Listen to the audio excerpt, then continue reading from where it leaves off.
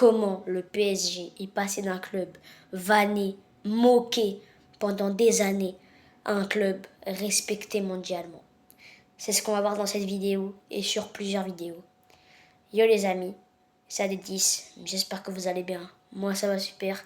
Aujourd'hui on se retrouve pour la série de vidéos la plus grosse de ma chaîne, très clairement.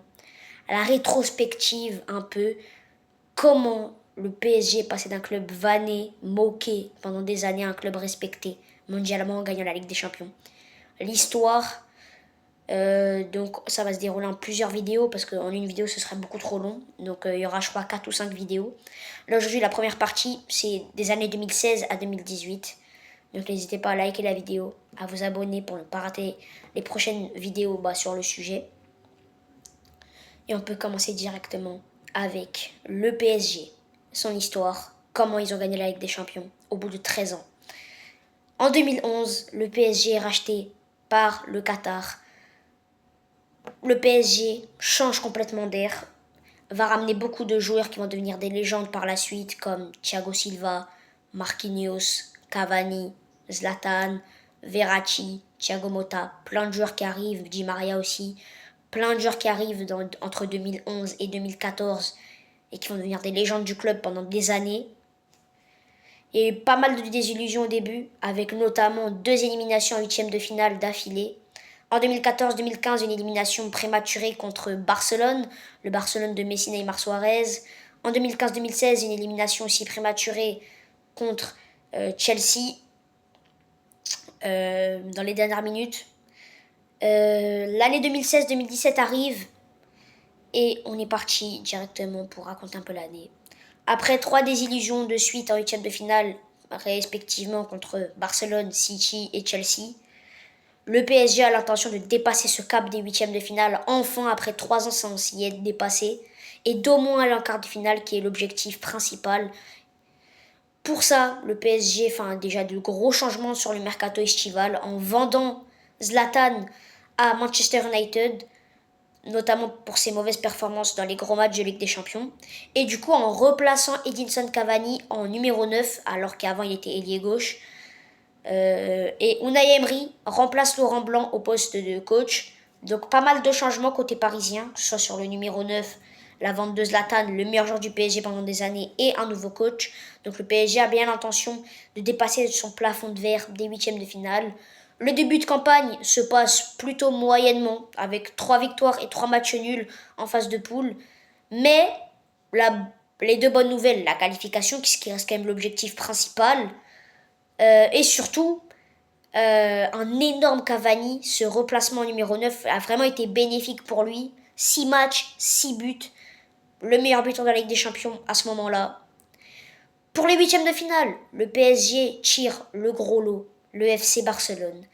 De Messi, de Neymar, de Suarez, la MSN, Iniesta, Busquets, tous ces joueurs-là légendaires. L'équipe du Barça, Prime, qui a gagné la Ligue des Champions il n'y a que 2 ans encore, l'un des plus gros favoris de la compétition. Donc le PSG tape vraiment un favori, un mastodonte dès les 8e, mais le PSG reste confiant. Ils arrivent quand même avec une série de 13 victoires sans défaite, que ce soit en Ligue 1 ou en Coupe de France. 13 matchs, 0 défaite. Ils savent qu'ils peuvent quand même mettre en péril cette équipe barcelonaise parce que cette équipe catalane n'est pas non plus à son meilleur niveau. L'apogée de la MSN, c'était 2014-2015. Là, on est sur la fin d'un cycle, la fin du trio. Donc, le Barça n'est pas dans sa meilleure forme et le PSG veut tout faire pour mettre à mal cette équipe catalane de Barcelone. Et c'est ce qu'ils vont réussir à faire au match aller. Le PSG va au final, étonnamment, gagner 4 buts à 0 face à Barcelone. 4-0, doublé de Di Maria, but de Draxler et but de Cavani. Un match exceptionnel qui a marqué énormément de gens. La qualification était déjà pratiquement assurée à 99% avec 4 buts d'avance. Mais déjà avant le match retour, l'atmosphère n'est pas bonne. Tu sens que l'atmosphère n'est pas bonne. Quelques jours avant ce match retour, la tension monte. Les joueurs parisiens paraissent très confiants. On l'a vu que pendant un repas, que ce soit Verratti, Matuidi, Aurier, pas mal de joueurs parisiens paraissait un peu trop confiant à l'égard de ce match. Le coach du Barça, Luis Enrique, et même les joueurs le disaient en conférence de presse qu'ils vont tout faire et ils vont tout donner pour faire cette remontada. Donc, l'atmosphère déjà n'était pas très bonne. Un PSG très très très confiant, un peu trop. Et un Barça revanchard. Et malheureusement, ce regain de confiance beaucoup trop grand, les joueurs du PSG vont le payer cash et directement avec une remontada historique que tout le monde en a déjà entendu parler du Barça. 6 buts à 1.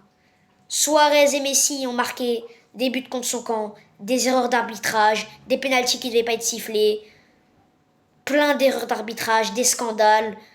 Un PSG qui vraiment est méconnaissable, un PSG qui n'a aucun moyen de faire quelque chose, un PSG qui, on va clairement se le dire, se chie dessus, un Barça qui donne tout, même si en vrai le Barça fait pas un top match, il y a eu beaucoup d'erreurs d'arbitrage, mais surtout le PSG n'a pas été à la hauteur.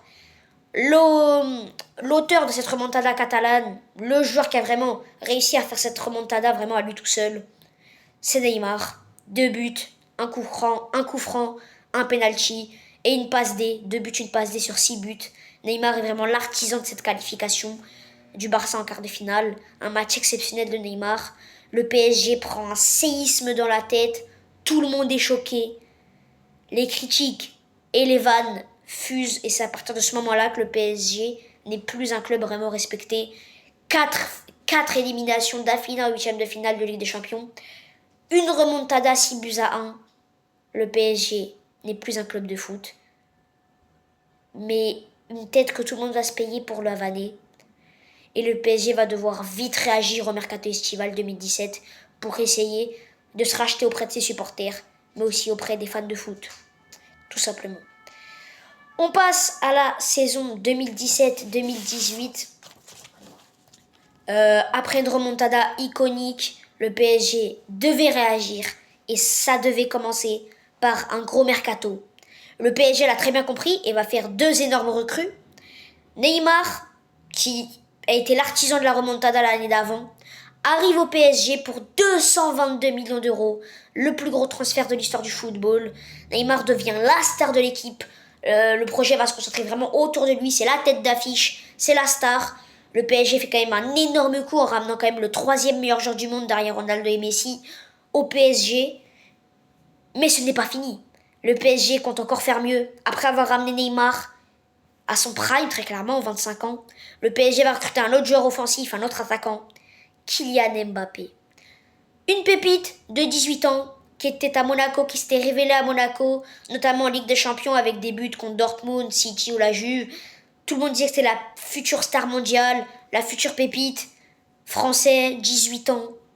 Il avait un gros potentiel et le PSG l'a très vite vu et il le recrute pour 180 millions d'euros, le 2e plus gros transfert de l'histoire du football. En gros, en un seul mercato, le PSG ont fait les 2 plus grosses recrues de l'histoire du football, Neymar et Mbappé.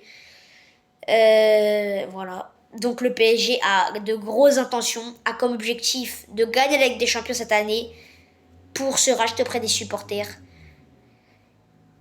La phase de poule commence et se termine et le bilan est très très bon. 5 victoires écrasantes, une seule défaite contre le Bayern Munich, donc ça reste une défaite logique on va dire, 5 victoires écrasantes, un bilan exceptionnel, 21 buts marqués, que 4 encaissés, c'est très très fort.